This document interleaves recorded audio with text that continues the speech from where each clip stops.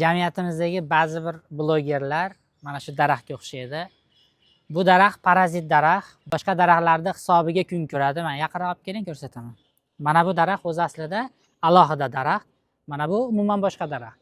Katta insonlarni O'zbekistonda, O'zbekiston jamiyatida o'zini o'rniga ega bo'lgan insonlarni xuddiki obro'yiga ilashib, obro' qozonmoqchi bo'lib yashayotgan blogerlarga o'xshaydi mana shu. Bu yerda hozir yaqinroq olib keling bu yoqqa.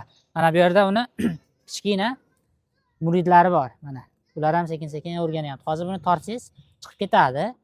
Lekin 1-2 yildan keyin ko'pgina podpishchiklar yig'ib, odam to'plab olgandan keyin 1 million, 1,5 million odamlar to'plab olgandan keyin uni ajratib bo'lmaydi.